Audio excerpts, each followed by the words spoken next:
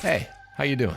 I hope you're doing well. The weather is getting chillier, the night falls sooner, and for the past 2 Octobers, I've taken the start of the spooky season to talk about my favorite, most haunting moments, memories of Batman the Animated Series. 2 years ago, I teamed up with my favorite creators to talk about the horrifying moment where Clayface is unable to find an identity, unable to find himself. Last year, I talked about what's arguably the most haunting tale of the Batman. I love talking about this show, man. What I believe is the greatest, most inspirational take on Batman, and I could do a video on every single episode. But for now, I want to talk about a villain that has been all but forgotten.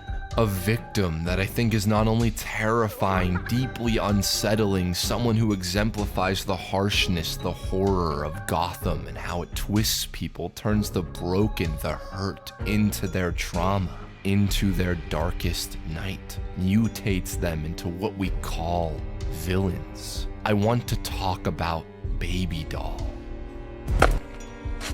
But before we dive deep into the terror of Gotham, I'd like to thank the sponsor of today's video, YouGov. Are you looking for an extremely easy way to earn extra cash or gift cards? Well, look no further. YouGov has got you covered. YouGov allows me to take short surveys on things like politics, entertainment, products, and brands in exchange for gift cards from Amazon, Nike, iTunes, or even cash via PayPal. Instead of giving into ego and endlessly scrolling on social media, I take 2 to 3 surveys every day when I have some downtime. Whether that's waiting for the bus, anxiously awaiting for my delivery to arrive, or debating my place in the universe, I use the cash I earn from YouGov to buy movie tickets, go to a haunted house, and summon a demon. So click the link in my description box to start making money now. Thanks to YouGov for sponsoring today's video, and thank you guys. Mary Louise Doll, a child star, only she was not a child. She was born with systemic hypoplasia, a rare condition that kept her from aging. Would you believe she was 20 years old in that clip? Being trapped as a child, being stuck in a body that doesn't resemble your sense of self, your entire identity being informed by your physical appearance, your physical disability. Her fame being defined by her illness, the love she receives conditional based on something that she cannot change about herself, based on who the audience wanted her to be. Why don't they ever understand? I'm not a baby. I'm not a child. I'm just different. That's haunting. Every cheer, every applause, every laugh she's ever received was based on the exploitation of her medical condition. A condition that makes her unassuming, looked down on and talked over, constantly underestimated, never taken seriously. Nobody is going to think the small child sobbing in the corner is actually a grown woman full of so much pain and rage. Mary tried to break free from the role of Baby Doll. She tried to follow her passion as an actress, but was criticized, ostracized. She was loved for her role, her performance, but hated, shunned for who she was, who she is underneath, inside. So she chose to take her character, the one that defined her, Baby Doll, and turn that into her persona, a coping mechanism, a way to survive. Batman's greatest foes escape into their own madness. They thrive in the shadows of their psyche. They feel the most safe letting their demons define them. Madness is their emergency exit. She would rather be Baby Doll than Mary. Mary Doll? Is this a joke? No, sillies. I'm Baby, remember? She would rather live in a fantasy, one where she is loved, than live in the real world where she is forgotten. It was hard for me out there. I studied and trained and auditioned, but no one wanted me.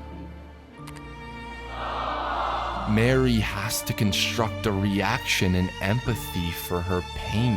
Her home has to be a set. Her family has to be actors. Her love has to be fabricated. Over the years, I remembered how happy I was with all of you around me and the folks at home watching me each week. Me, Baby Doll. She has to be Baby Doll because nobody, not a soul, loved Mary. Now I'm Baby for good and everyone will love me again. Hugs, hugs. That's all she wants, to be loved, to be understood, to be seen. And that's very relatable. All of us long for that to some degree, whether that's fame or just being held, tended to, nurtured. If everybody is constantly telling you you're something that you are not, at some point you just stop fighting and become the thing they want you to be. If that gets you acceptance, praise, love, then is it worth it? But what parts of yourself do you lose in the process? And the love Mary received was all a mirage, an act. We were just playing characters in a TV show. It was real to me. Everybody loved Baby Doll until you came along. You made them forget me. She wants her revenge. She cannot face that the world is unkind, that sometimes you are just dealt a horrible hand. She cannot make do with what she has. The imagery of a baby spewing poison gas, carrying a doll that is also a gun, and crafting a birthday celebration with a stick of dynamite as the icing on the cake is disturbing. The fact she is so hurt by her reality, so twisted by her fantasy that she wishes to blow up, maim, murder her pretend cousin and film the entire thing.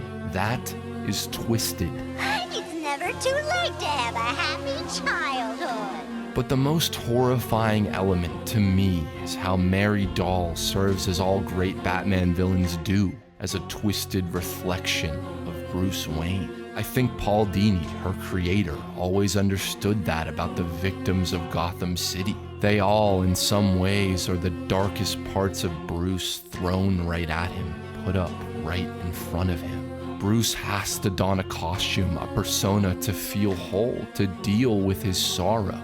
Mary must do the same. Both of them stuck, one literally, one internally, as children. The perfect final action piece to the episode, the only place Mary's story can end. A carnival full of children, a hall full of mirrors. Don't run away. I know you're scared. Confused. I can help you. Liar, liar, cape on fire. Bruce is always trying to save these victims of the city that took his parents. He fights, he breaks, he instills fear, but Batman, above all else, believes in the idea of rehabilitation. But she doesn't believe him. Why should she? Nobody has ever wanted to help her, hold her, love her. Nobody that's real. Mary has probably avoided her reflection, herself, as much as possible. Imagine hating what you saw in the mirror, constantly being reminded that your physical body is not the one you belong in. Every day, every minute, every second, you are facing a stranger, hoping, longing that one day you'll see who you know you really are. Look, that's me in there. The real me. There I am. She's hoped, waited to look at herself and not see Baby Doll, to see Mary. But it's not really real, is it? Just made up and pretend like my family and my life and everything else. Mary has to face all of this, her whole life projected right in front of her. I think anyone in her shoes would go mad. I believe that anyone forced to live the way she has would be filled with such resentment, such sadness, such pain. Why couldn't you just let me make believe? She destroys the reflections, the images, the false promises.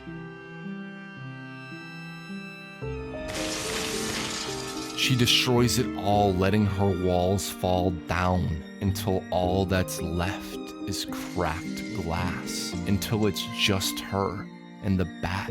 In so many ways, they are the same, mirrors to one another, sharing a moment of comfort, holding each other closely, rather than face their shattered reflections.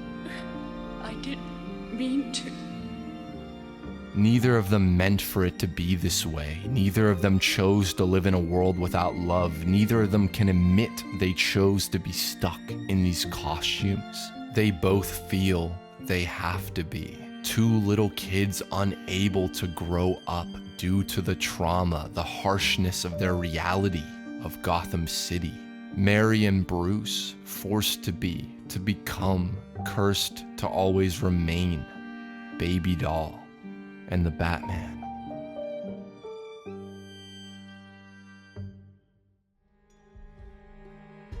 Hey guys, thanks for watching. I love doing these little spooky animated series videos. Make sure to check out our Jason Todd fan film. The Indiegogo is still live. We got tons of new cool announcements coming your way. So thank you so much for all the support you've shown us so far. Trailer is linked down below. And happy early Halloween.